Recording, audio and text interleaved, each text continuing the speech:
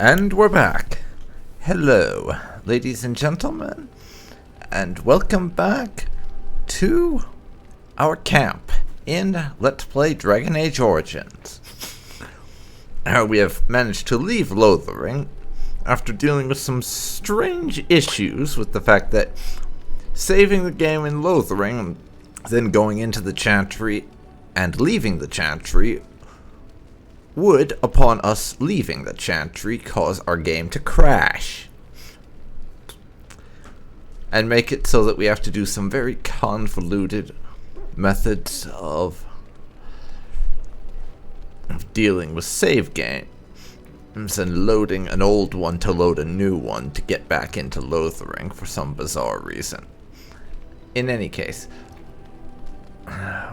we are here in our camp now, and we're going to take the opportunity to go around and chat up some people a little bit.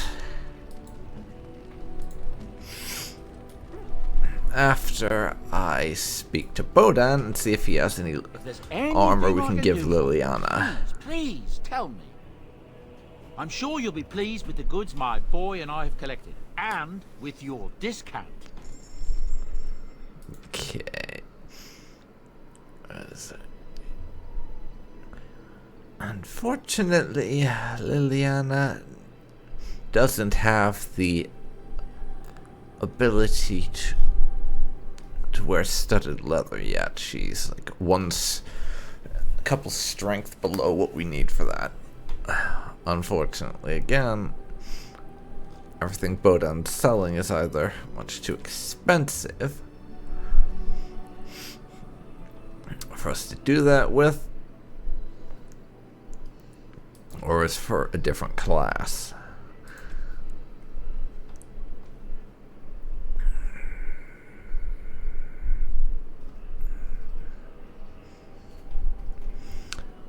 I may or may not go back into Lothering before it becomes inaccessible to try and buy some more potion and recipes or whatever, but not for right now.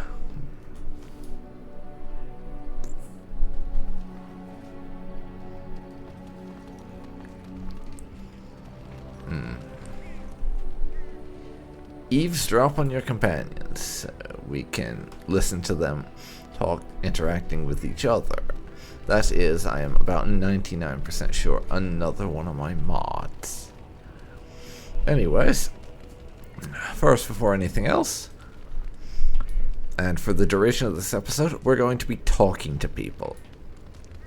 Alistair gets to go first because he is best boy. If you exclude Sparrow, of course. What do you need? Do you want to talk about Duncan? You don't have to do that. I know you didn't know him as long as I did. Yes, he was like a father to you, wasn't he? That's right. I should have handled it better. Duncan warned me right from the beginning that this could happen. Any of us could die in battle. I shouldn't have lost it, not when so much is riding on us, not with the blight and everything. I'm sorry. There's no need to apologize. If it was my dad that happened to, then I can't say I'd be much better off either. I'd like to have a proper funeral for him. Maybe once this is all done, if we're still alive. I don't think he had any family to speak of. He had you. I suppose he did. It probably sounds stupid, but part of me wishes I was with him, in the battle. I feel like I abandoned him. No, I understand completely. You wanted to be there to help him. As I was constantly told growing up, emotions are seldom logical. Of course. I'd be dead then, wouldn't I? It's not like that would make him happier. I think he came from High Ever, or so he said. Maybe I'll go up there sometime. See about putting up something in Zona. I don't know. Have you had someone close to you die? Not that I mean to pry, I'm just...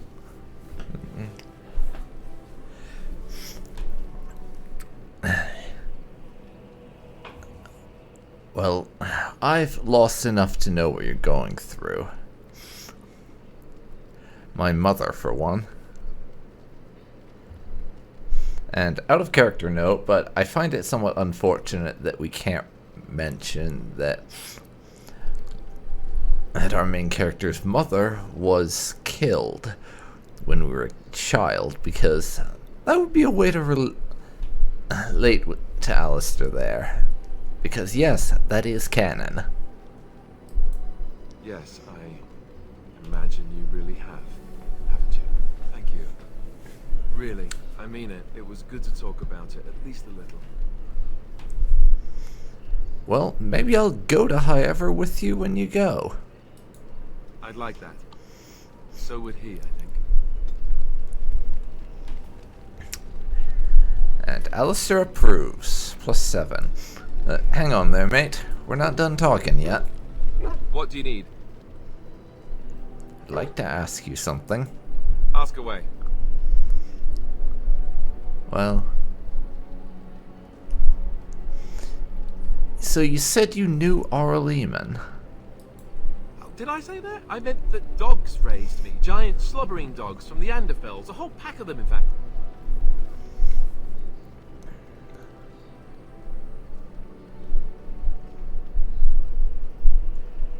That would explain a lot. Well, it wasn't until I was 8 that I discovered you didn't have to lick yourself clean. Old habits die hard, you know.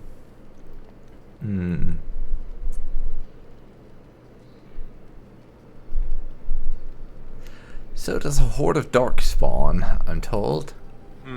Point taken. Let's see, how do I explain this? I'm a bastard. And before you make any smart comments, I mean the fatherless kind. My mother was a serving girl in Redcliffe Castle who died when I was very young. Arianne wasn't my father, but he took me in anyhow and put a roof over my head. He was good to me, and he didn't have to be. I respect the man, and I don't blame him anymore for sending me off to the Chantry once I was old enough. Why did he send you off to the Chantry? That seems like a bizarre decision to make. Arianne eventually married a young woman from Orlais, which caused all sorts of problems between him and the king because it was so soon after the war. But he loved her. Anyhow, then you, of course, resented the rumors which pegged me as his bastard. They weren't true, but of course they existed. The Isle didn't care, but she did. So off I was packed to the nearest monastery at age 10, just as well. The Arlessa made sure the castle wasn't a home to me by that point. She despised me.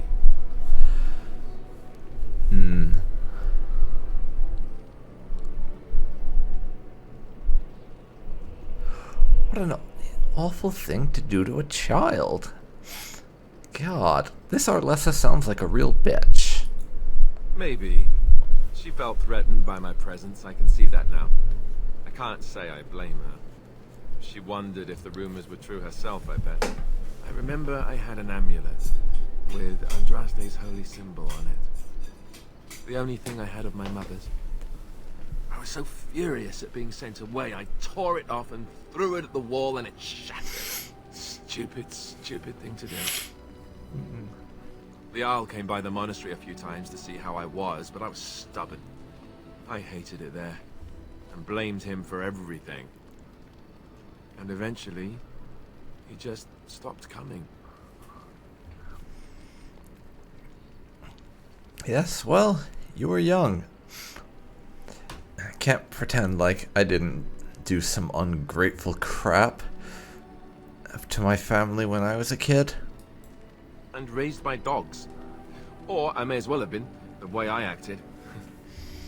But maybe all young bastards act like that. I don't know.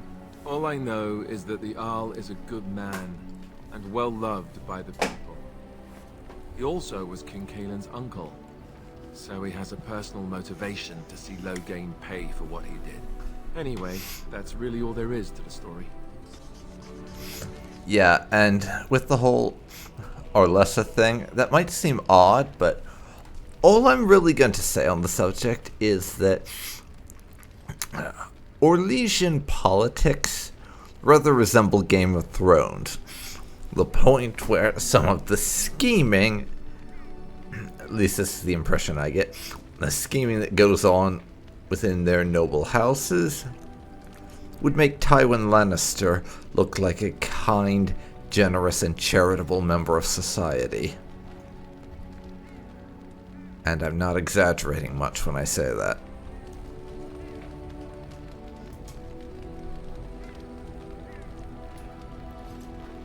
I think that'll do it for Alistair. We want to spread out the stuff we're talking to people about, or we'll just dump it all at once, and that's no fun. Hey, Stan. Why are we stopping? Well, we're working together. I think I should get to know you. There are darkspawn to be fought. Is this delay needful? Are you alright? You were in that cage for weeks. You are concerned. No need. I am fit enough to fight.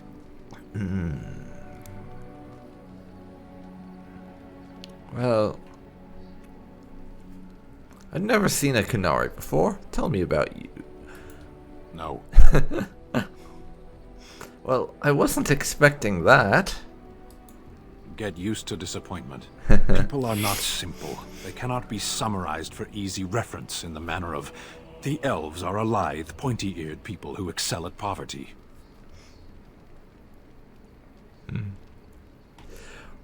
Are you trying to offend me? Because you're doing a very good job at it right now.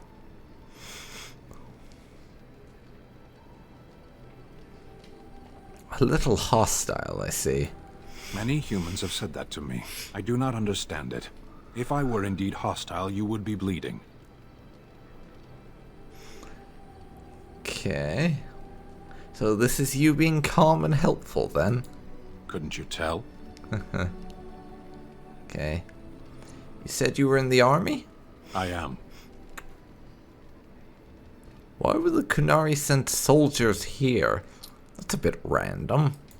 The Antam are the eyes, hands, and mouth of the Kunari. We are how my people know the world.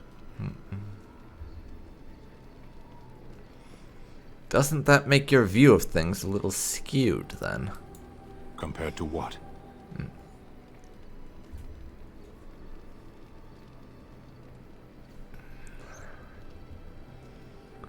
Well, good question. What does anyone truly know of the world? The world changes. We change. The Antam observe what we can, just as you do. There is no point to this. We are keeping the Darkspawn waiting. True. Very true. As you wish.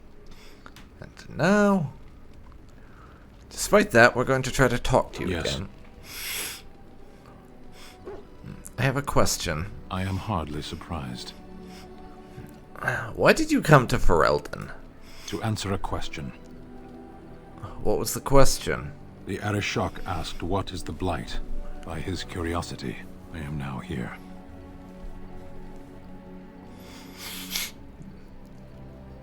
Don't you have to report back, then? Yes. And when are you going to do that? Should I expect you to just be gone in the middle of the night sometime? Never. I cannot go home. I'm sorry to hear that. Thank you. Can we move on? We keep the Darkspawn waiting. What were you doing in that cage? Sitting, as you observed. Yes. Sten is the very blunt, literal type. Takes everything as we say it, as you can see.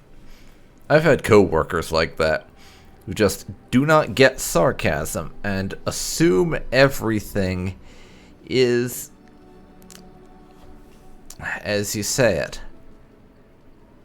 Which is very infuriating to me, as someone who lives, breathes, eats, drinks, and injects between my toes sarcasm. Very funny, Sten. Very funny. Thank you.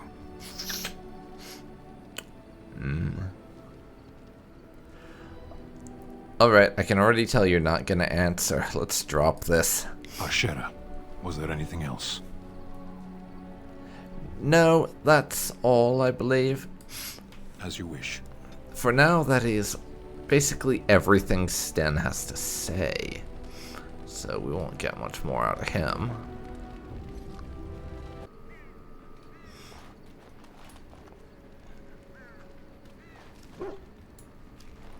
Puppy! Oh, why, you little...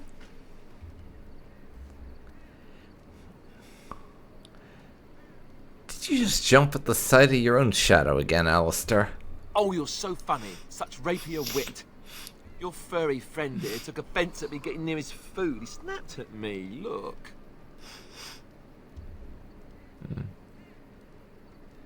Well, he is a war dog. Sometimes I forget that he's a war dog. That'll teach me. I once heard a really old legend about how the Hound warriors in the days of the old tribes would feed their Mabari the flesh of the vanquished. Well, that's what I heard anyway. It would sometimes be human flesh. Oh, like you can tell the difference. For all you know, maybe you've already been fed something. Someone. Alistair, are you harassing my dog? I mean, if we're being entirely fair here, he probably has bit into a few humans during battle and had some flesh go down. So, well, you know. Don't listen to Alistair Sparrow, he's full of rubbish. Hey! I mean, am I wrong?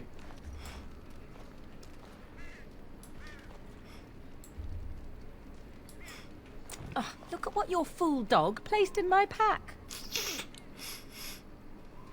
A putrid, half-eaten hare is not something a woman wants to find in her unmentionables.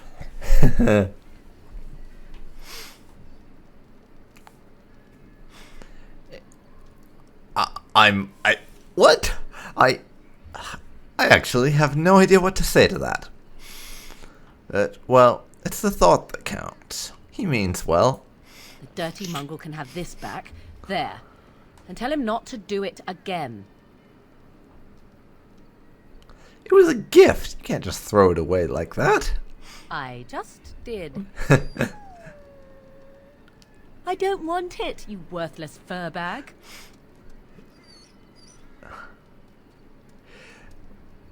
I think you hurt his feelings.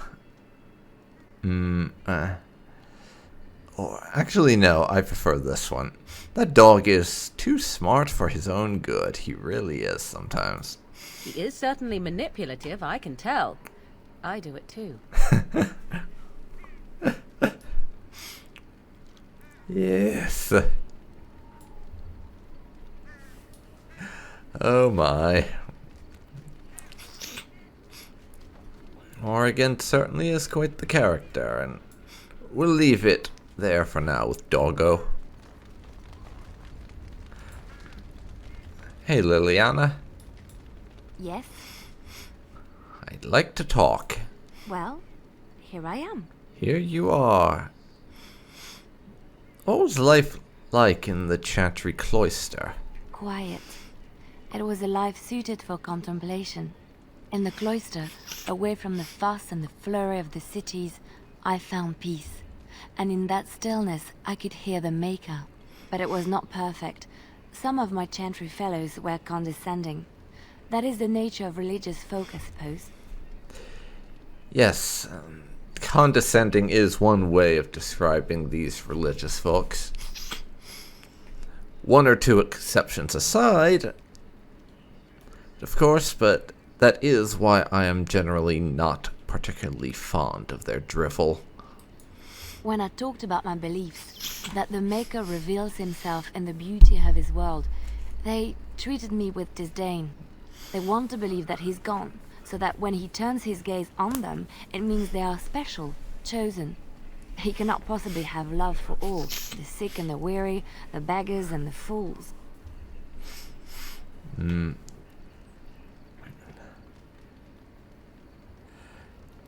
I prefer your ideas to those of the Chantry, certainly. Thank you. Maybe I am wrong. But it is the Maker's place to decide if I am worthy, not men, not the Chantry. But there is work to be done, and I have talked enough for now. Yes? Well, time to talk some more. Well, here I am. We are not done. What would someone like you be doing in Lothering's Chantry? What is meant by someone like me?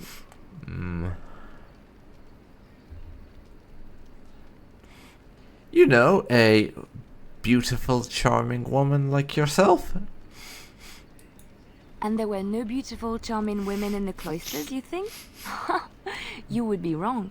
There were many lovely young initiates in the Lothering cloister, all of them chaste and virtuous. It added to their mystique, because then they were forbidden, and forbidden fruit is the sweeter, no?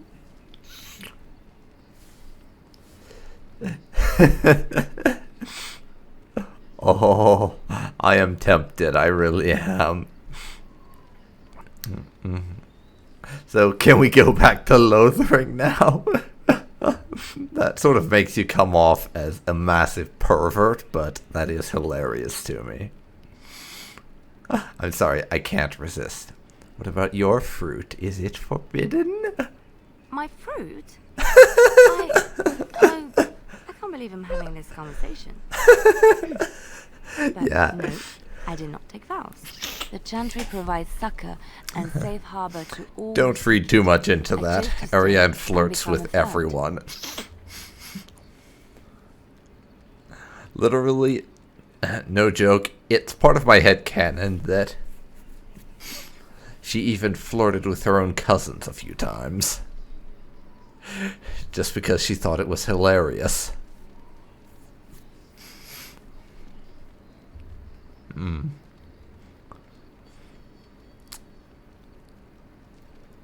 But, to get back on topic, your skills were learned before your time at the Chantry then, I suppose.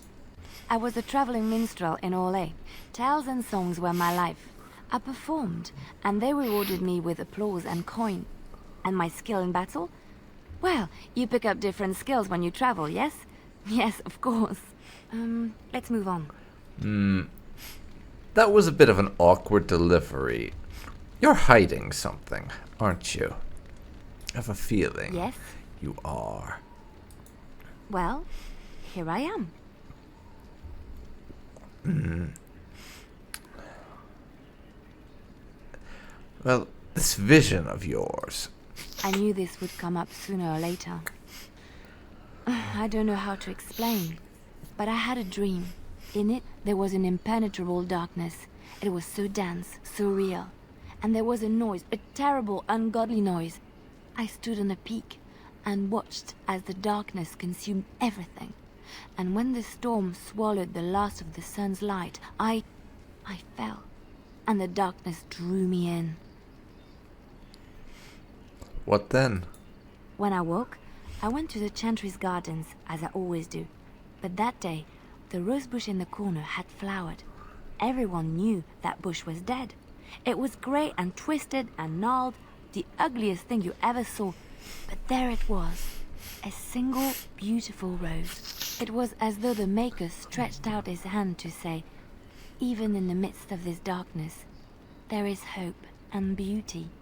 Have faith. And this made you want to help me. In my dream, I fell, or maybe I jumped. I'd do anything to stop the blight. I know that we can do it. There are so many good things in the Maker's world. How can I sit by while the blight devours everything? Yes, I suppose I wouldn't be able to sit around and do nothing in that situation either. That is why you're a Grey Warden. Come, there's a blight to stop. Yes, and we could ask Lillian about tales to share, but we'll just sprinkle those throughout. We don't want to go through all of her stories straight away, after all. Now we still need to talk to Sir Gilmore, aka Roland.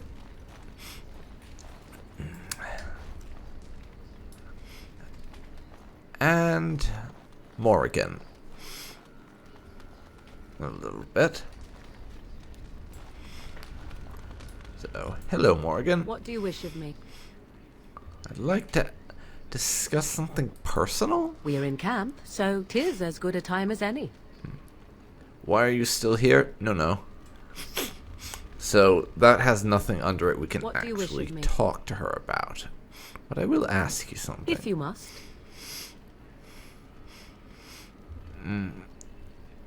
How did you become a shape changer? I was not born such. 'Tis a skill of Flemeth's, taught over many years in the wilds. The chastened have tales of we witches, saying that we assume the forms of creatures to watch them from hiding. When a child is alone and separate from his tribe, that is when we strike, dragging the young boy kicking and screaming to our lair to be devoured. A most amusing legend. Your mother has been doing this for a long time, then. Changing her form, certainly. Devouring lost children, I cannot say. She has not done it in my experience, though in truth... Okay, I kind of walked into that one, didn't Why do you I? ask? Is there something specific you wish to know? Can you change into other human forms as well? The form of an animal is different from my own. One may study the creature, learn to move as it does, think as it does. In time, this allows one to become as it is. I gain nothing by studying another human. I already am the same as they are. I learn nothing. So the answer is no, my human form is the only one I possess. So you can't just turn into a Sten or something, I guess. Shame, that would have been useful. I've never heard of magic like this before. No? 'Tis not unheard of in the remote corners of the world. There are traditions of magic outside of the circle of magi, despite what those mages would have you believe. Some of these traditions are old, indeed, passed down as carefully guarded lore from one generation to the next. The zealots of the chantry would uproot all such practitioners if they could. But as luck have it, some still exist. My mother is such a one.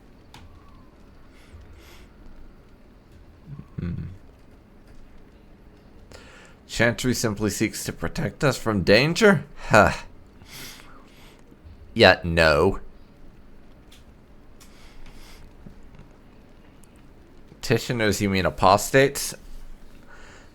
We don't really care about is your magic illegal. More in the sense, are you doing bad things or hurting innocent people with your magic? If no, great, not my problem. That's the TLDR of Arianne's views on apostates and magic outside the chantry. If you're not hurting innocent people with it, and are using it responsibly, then apostate away.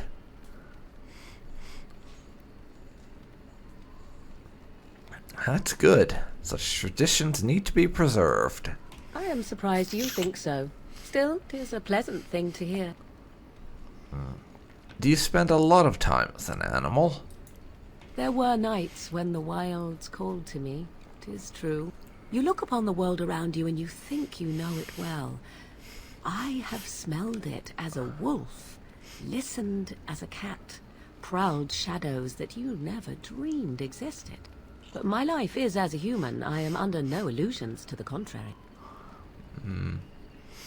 And what do the other animals think of you when you've changed into one of their species? They do not shy away from me. To their senses, I believe I seem like any other of their species. As to what they think, I truly cannot say. Just as I am still human, no matter my form, they are still animals. Thus they cannot speak. So even turning though I into an do. animal doesn't let you speak their language, I guess. That's a shame. Would be a useful tool to have. Someone who could talk to animals. Now for the big question. Can anyone become a shape changer?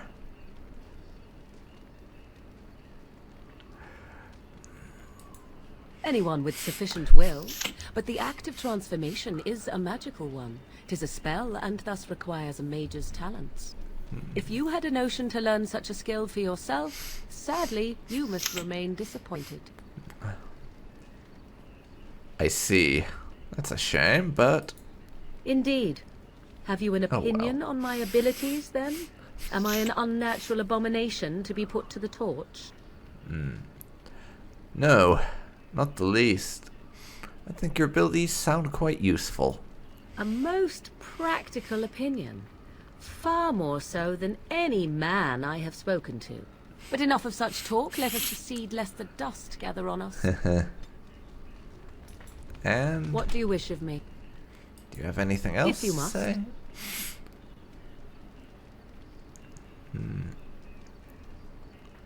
Have you ever been hunted by the Chantry? My mother has been hunted from time to time, yes, by Templar fools like Alistair, which should tell you how successful they generally were.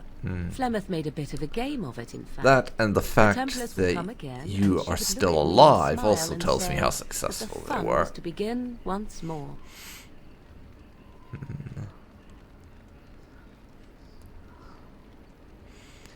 Really? You had no trouble with the Templars at all? I am unsure. I was too young to understand, and perhaps 'twas bravado on Flemeth's part, or perhaps she was merely amused. I will never know. Flemeth would warn them once. 'Twas a warning they inevitably failed to Of heed. course they would. And then the true The game Chantry's began. foot soldiers aren't Often known Flemeth for would their use me as bait. intelligence. A little girl to scream and run and lure the Templars deeper into the wilds and to their doom.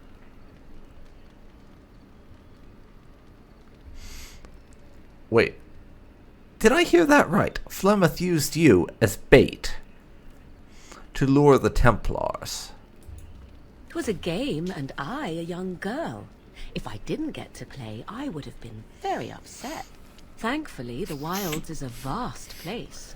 Once they found us, Flemeth would simply move us elsewhere, and we would be lost within the forest once again. So, I did not she build a understand new the home, danger we or was faced her until hut I was mobile? much older. That's what I want to I know. had never heard of apostates or maleficara.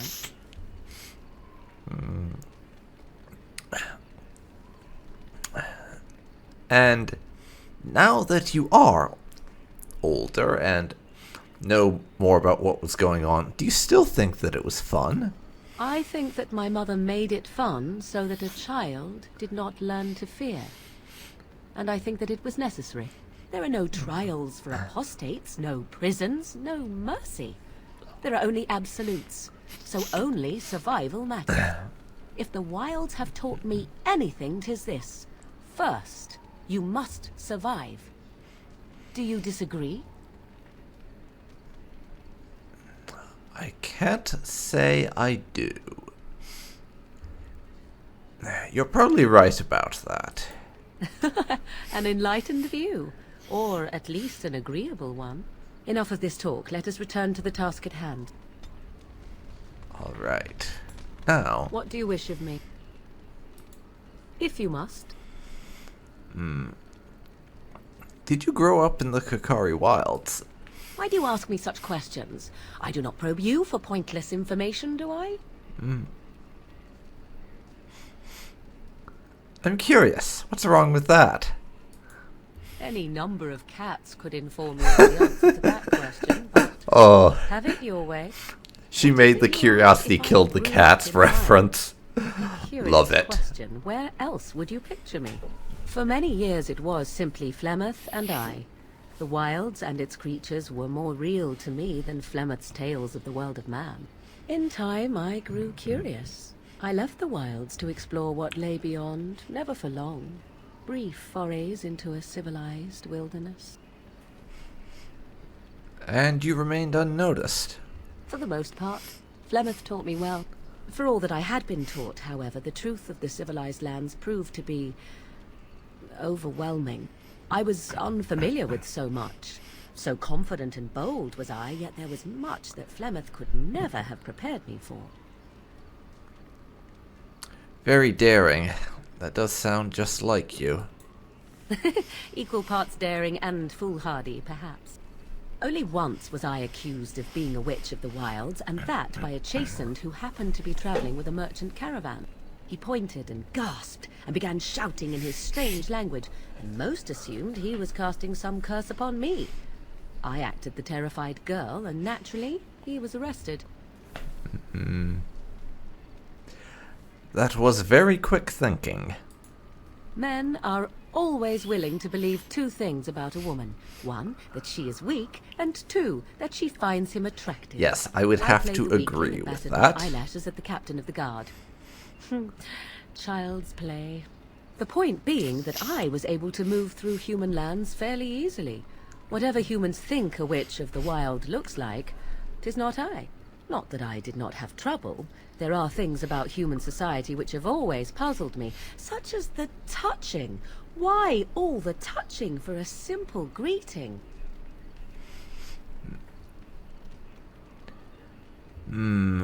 Well, this one I have to comment on the dialogue very briefly. Number one really only applies if you're a Dalish elf. So, being an elf raised in an alienage, Arianne would know these little nuances about human culture, since she was basically raised in that society. With a few additions, of course. So, touching. Like a handshake, I guess? To begin with, yes. What is the point of touching my hand? I find it an offensive intrusion. There were many nuances that Flemeth could never tell me of. When to look into another's eyes. How to eat at a table. How to bargain without offending. None of these things I knew. I still do not understand it all, truth be told, but then I gave up long ago any hope of doing so. When I returned to the wilds last, I swore to Flemeth that I had no intention of leaving again. Yet here you are. Yes, here I am. Well, let's get on with it before the ground opens up and swallows us, yes? Hey, and I think that's where we're going to leave Morgan for now. She has a few other things we can ask her about, but that can wait.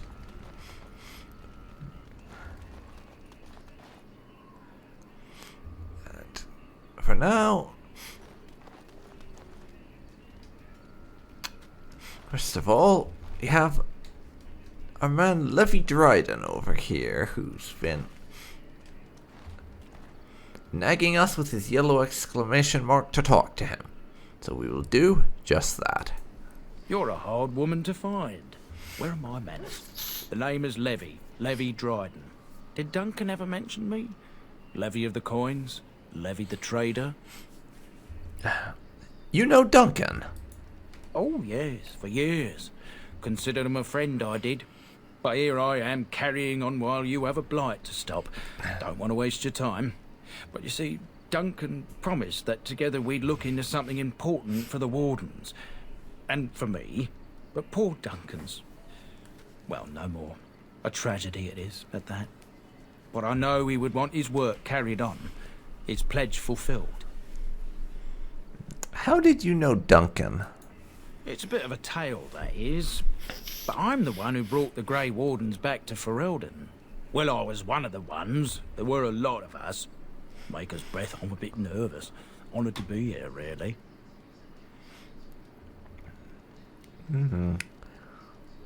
Well, that must have been tricky. People seemed to be rather suspicious of Wardens even before we got framed for Ostagar. Can't imagine what it was like 20 years ago. And most folk are right fools. With a blight on the doorstep, we should be throwing virgins at your feet. Although that could get a bit messy. Oh my god. Please, do not throw any virgins at my feet. I could do without that, thankfully. But go on, tell your tale. After King Marek freed us from the Orlesians, the Grey Wardens begged the king's permission to come into Ferelden, some sort of internal business. Me and a mess of other Warden sympathisers spoke on behalf of your order. Tan Loghain was very much against letting Orlesian Wardens in the kingdom. What's changed? Marek, Andraste, bless him, was a fair-minded monarch, and he let them in. Go on. So that's why I was there when the Wardens and their leader, Genevieve, presented herself to the king. The first Wardens in Ferelden in over a century. Proudest day of my life, that was. Duncan was a bit of a scamp back then. We were of an age and struck up a friendship. The king himself went with the Wardens on their mysterious business. When he returned, he rescinded King Ardland's decree, and the Wardens came back to Ferelden for good.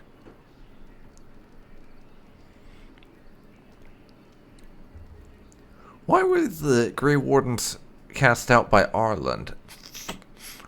My memory of the history of that particular era in Ferelden history is a little murky. People say it's because the Wardens have become terribly unpopular. Just soaking up tithes and not doing a bleeding thing for the kingdom. I say that's bollocks, as recent events have shown. Marek rescinded his decree, just like that. Marek was a bit of a visionary. A powerful mind, that one. In his travels with the Wardens, he must have seen how important their cause was, and been moved by it.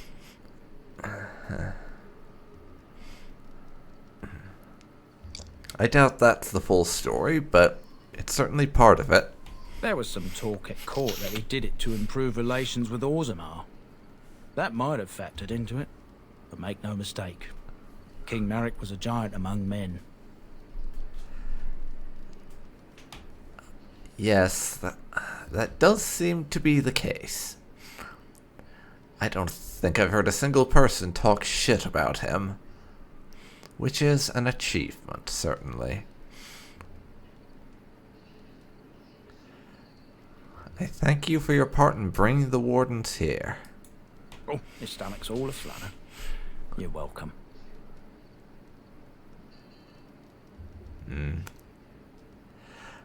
Now, back to this promise.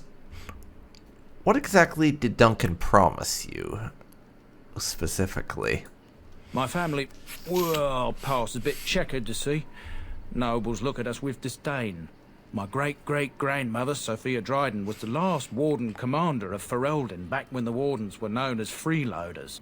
So King Arland banished the Wardens, and he took House Dryden's land and titles. What happened next? Hard to say.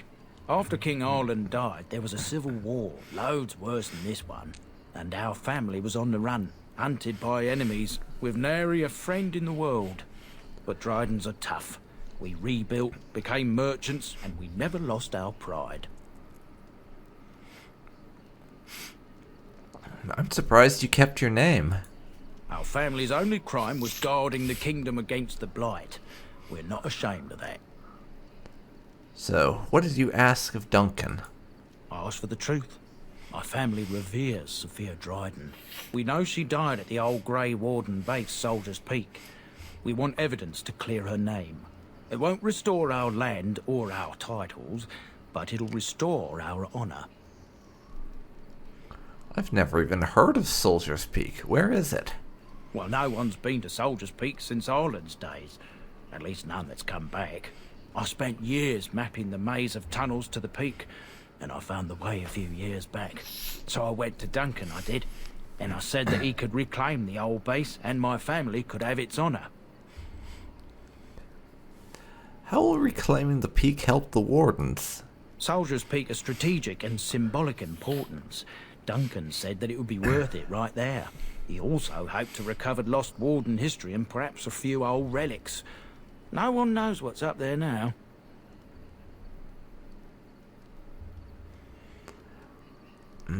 Well, we know why Duncan didn't help. He had to deal with the business at Ostagar first. So alright, I'm willing to help you. What do you need from me? I can pick my way through the tunnels at the base of Soldier's Peak, but the place, well, they say it's haunted, and it'll be dangerous for certain. Will you think on it at least? Your family's faith will be rewarded. I will help you. 1,000 blessings upon you, Warden. I'll mark down the location on your map. When you arrive, we'll pick our way through the tunnels together. Much appreciated. And now, we have another thing to do. Go off and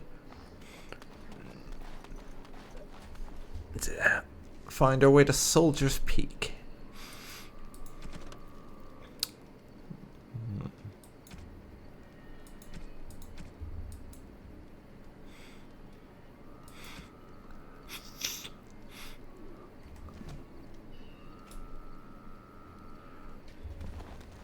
And now, time to speak to Roland, at long last. Yes? What can I do for you?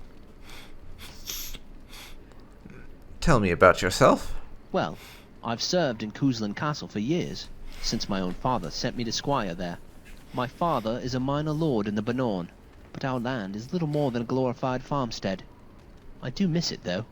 The valleys of the Bannorn are beautiful this time of year. I took great pride in serving the town, and I wanted to become a general in the army. Still, if I had the opportunity to join the Grey Wardens, I wouldn't hesitate. You would leave the army for the Wardens? I imagine. Joining the Wardens is the highest service one can render. Yes? What can I do for you? I wanted to ask you a question. Of course. That apparently I'll be here when you do, then. has nothing to ask about. Yes? See. What can I do for you? I wanted to ask about what happened. Of course.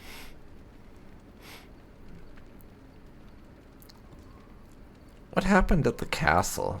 Maker knows. We were all caught by surprise. Hal had been on good terms with the family for years. Nobody suspected anything. The soldiers arrived in the morning as planned to march to battle, but they attacked us instead. I tried so hard to save the castle and everyone in it. I could not. Well, it's not your fault. You can hardly expect one person to prevent an entire fall of a castle, after all. I know that, to an extent. I just can't stop thinking that all my hard work and training could not prevent that from happening.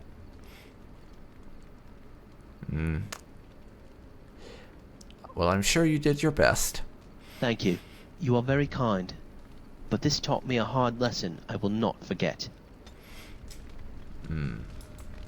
My friend, I have to admit that I am curious about the role and responsibilities of a Grey Warden. I understand that the rites involved in the ceremony are kept secret, but please tell me, how does one become a Grey Warden? I'm sorry, but I can't tell you. It's a secret. I know, but given the fact that there are only 2 left, I was thinking that maybe I could not only fight at your side, but become a warden myself. It's not that simple, I'm afraid. I don't know all the ingredients we need. It's a shame that you don't know anything else about the joining. There must be some document still. Somewhere. Maybe?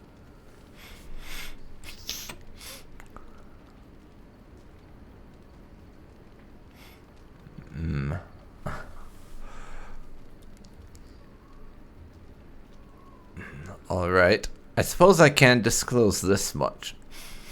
You can die if you're weak, or be murdered if you refuse. So only the fittest survives, either by strength of the body or strength of the mind. I can imagine that's something very hard for the people who are conscripted. But for me, I would have tried nevertheless.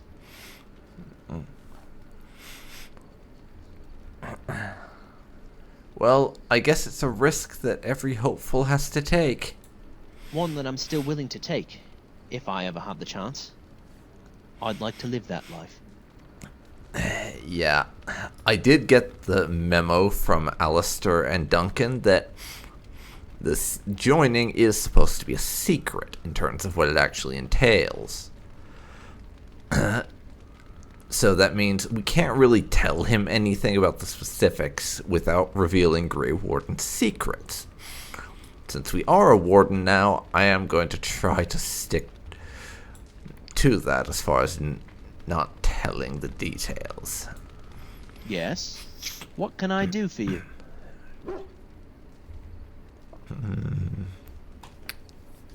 Of course. I'll be here when you do, then. I picked the wrong option. Yes? Great. What can I do for you? Of course.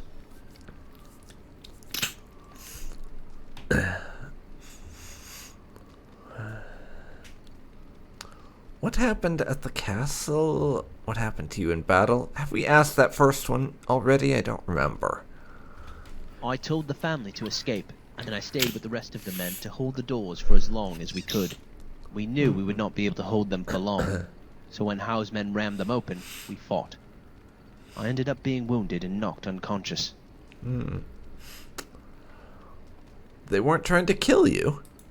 I am not sure if they were or not, really. Not everyone was killed. There were many prisoners beside me when I finally opened my eyes. Howe was parading himself before us, giving a speech on how much he had waited for this and how he deserved it. If anyone was unconscious or wounded, or felt too much pain to pay attention, they would hit them and throw cold water on them to make them listen. Well, Hal sounds like a dick. I don't remember much of what he said, just what I told you. I was bleeding from an open wound in my head. I felt dizzy. Everything was a blur. I was one of those who got hit and dragged around, as if more punches could make me focus. Cheery. That's horrible. Others suffered a worse fate. Men who were too badly wounded to move were killed on the spot. The servants and children that were still alive were forced to gather the corpses and burn them. I don't have the strength to keep talking about this now, my lady. Please forgive me. Of course, we can talk later. We may.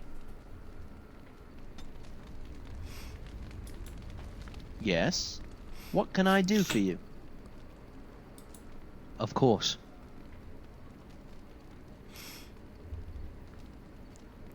What happened at the castle? Maker knows. We were all caught by surprise. How Yeah. the soldiers arrived Already in the morning asked as planned. that. Frick. Yes? What can I do for you? Of course. There must be a bug in his dialogue because that one's not going away when we ask it. Whatever, I suppose. What happened to the people of the castle? This is hard for me. I have never seen such little mercy towards the fallen. When we were dragged outside, I regained consciousness and saw many wounded, but nobody was allowed to tend to them. The Jarl's general pointed at the ones that needed desperate help and made the soldiers kill them mercilessly. They killed men, women, and children alike. Many of the surviving women were brutally beaten and raped by the soldiers. Men were forced to entertain the troops. It was horrible, utterly horrible. There was no dignity for anybody. Everybody was abused. People who were still able to walk, servants, they were forced to loot and burn the bodies of the dead. People they knew, friends and family. And the Jarl, he just let all this happen. I do not think he cared at all. From the little I could see or understand, he stood there giving orders to his generals. He then went inside while the nightmare took place. The screams, that's what I remember the most. The screams of the women. The more I know, the more I want to kill this Jarl. I mean, I'm no fan of nobles in general, but this one seems like even more of a bastard than the usual ones. That crosses my mind every day, my friend. And the time will come. But for now, we have another task ahead. We should try to rest now.